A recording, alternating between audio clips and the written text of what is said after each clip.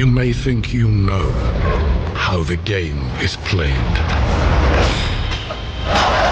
But this is not the game you know.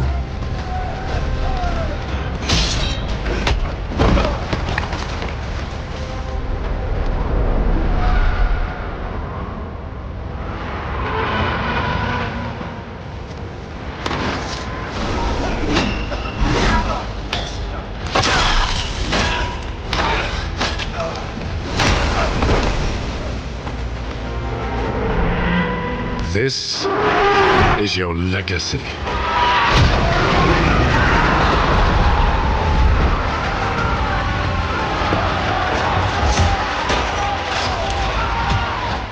You decide who wins and who dies.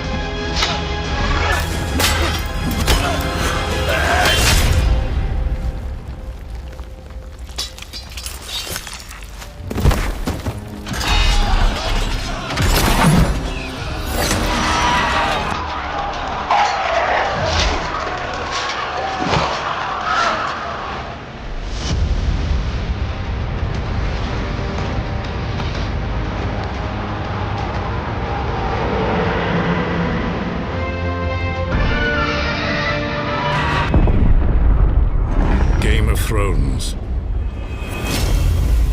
War for Westeros.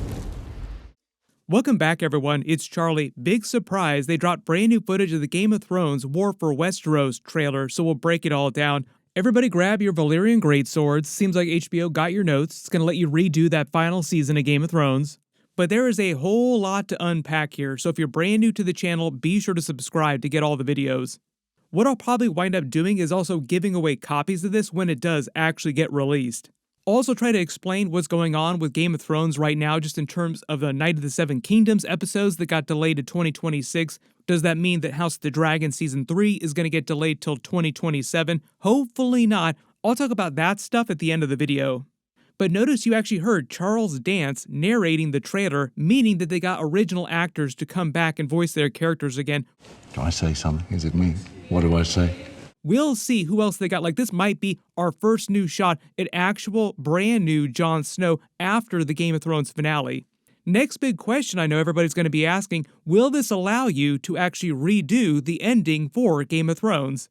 Based on what they're saying in this trailer and what they said after the fact, yes, you actually can change the original story for Game of Thrones, so you can actually give it a completely different ending. So during the actual trailer here, just starting at the beginning, it says, you may think you know how the game is played, the Game of Thrones, bringing back all those classic puns from when the original series was running.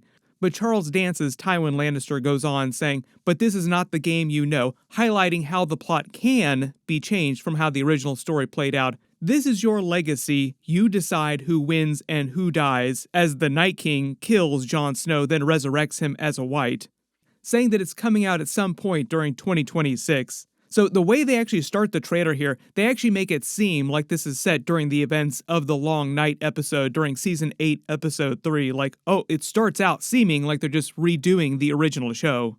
We see what looks like that same scene of Jon Snow running across all the bodies during the Long Night episode during Season 8, Episode 3.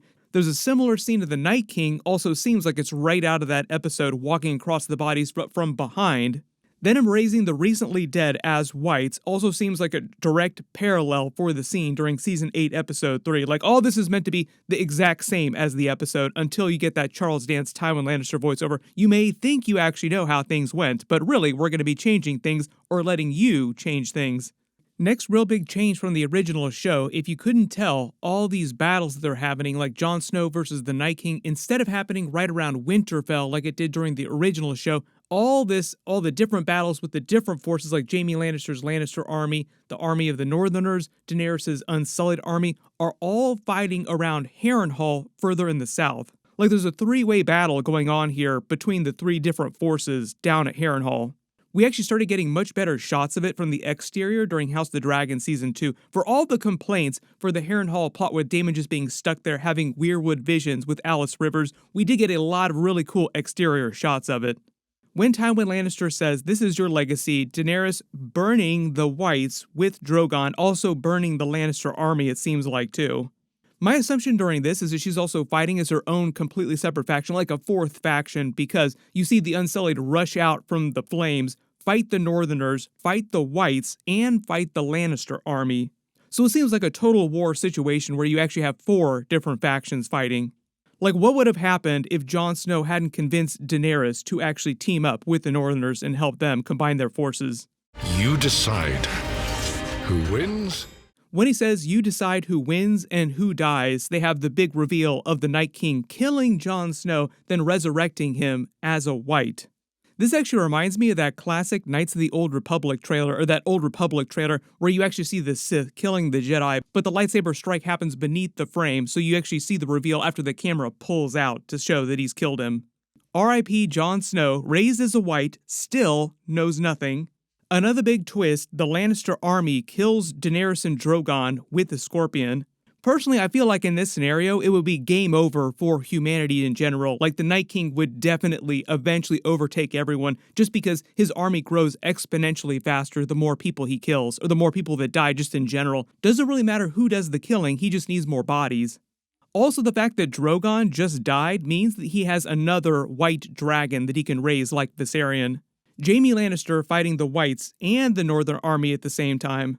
As you see the Night King looking out over Harrenhal and what seems like him just salivating over the fact that Drogon is sitting there, dead body, for him to raise as a white dragon. Like, let's go grab that dragon. Also seems like Daenerys is going to be raised as a white pretty soon right after this too. So the official statement behind this is that the director who actually worked on this project said that he aims to give fans the chance to not only rewrite the history of the Seven Kingdoms, like rewrite the Game of Thrones story, but play it themselves. Game of Thrones, War for Westeros, takes fans back to the Seven Kingdoms. This time, you're not watching the Game of Thrones, you're playing it. There are 4 playable factions: the Stark army, the Targaryens, who basically Daenerys and her Unsullied army, the Lannisters, or even commanding the Night King's army of the undead. So the idea is that you can actually play the Night King. He is a playable character. So my assumption is that there are many different endings that you can actually bring about through your choices during the game. Like, there's not just 1 or 2 different endings. Like, there are many, many different ones, just depending on which faction you're playing and who winds up winning.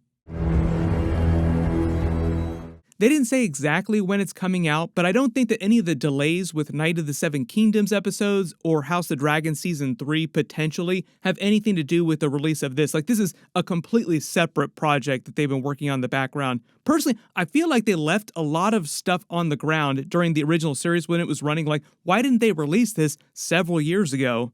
There have been a lot of different Game of Thrones games that they've actually released during the original run going back several years, but not all of them were great, and a lot of them are just like mobile slop, so a lot of them just wound up being simple gacha games. This seems like the type of thing that people were talking about when they said they should actually make a really amazing Game of Thrones game. Like, it'd be really, really cool if you actually had a big narrative game to play. So I guess better late than never, like somebody finally actually made one. We will see which of the voice actors came back to do their characters again, like do new dialogue, new scenes for their characters. My guess is that most of the really big ones came back, at least a little bit. The funny thing about this is that Kit Harington also did some videos for another Game of Thrones game that was released the last couple years. So Kit Harington, not above doing more Game of Thrones tie-ins. For a while, he was trying to do that Jon Snow Sequel Series. I did a couple videos about it because it seemed like there were a couple points where it was happening, then it wasn't happening, then it was happening again. The way that HBO, Kit Harington, and George R. R. Martin separately talked about it, like these 3 different factions that are involved in actually making the show, so that it could always happen again at some point. But the reason why it's not happening right now, like it's basically tabled for the time being, like it's just sitting on a shelf waiting for them to work on it. According to Kit Harington, they couldn't come up with a story that was compelling enough to spend all the money that they would need to spend to actually do the series. Like, they didn't want to just have 8 to 10 episodes a season of Jon Snow wandering around the North, just brooding, thinking about his life and all of his choices.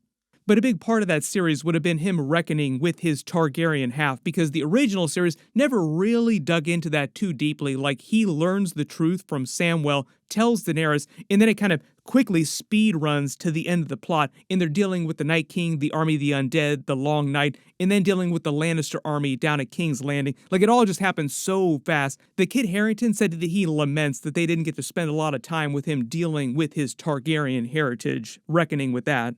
But essentially, this game seems like it gives you the opportunity to do that. Like, it's basically a Game of Thrones what if series. Like, what if everybody survived? Jon Snow took the Iron Throne at the end, wound up marrying Daenerys, and they ruled Westeros together. If you wind up winning the game that way with those factions, you'd be surprised. We're probably going to have to wait till it comes out to actually see what the endings actually wind up being. Like, these are the many different possible endings, and then there's some game mods that you can actually introduce, which change them and let you do pretty much whatever kind of ending that you want for the story. Which really is like the ultimate fan fiction, like just do whatever you want to happen inside the world of Game of Thrones. When it actually comes to the Game of Thrones Night of the Seven Kingdoms series, we were supposed to get episodes at the end of this year. It seemed like they were pretty much done actually working on the episodes themselves, but then suddenly announced after releasing a brand new trailer at the big upfronts panel that they were going to delay it till next winter in 2026. So what that means is like very early 2026, before March at some point, like March or April. My assumption is one of the reasons why they did that was probably for financial reasons, also for Emmys reasons, because there's some weird rules for the Emmys, and HBO just really cares about winning all those awards, and House of the Dragon has not been winning nearly the number of awards that the original Game of Thrones series won.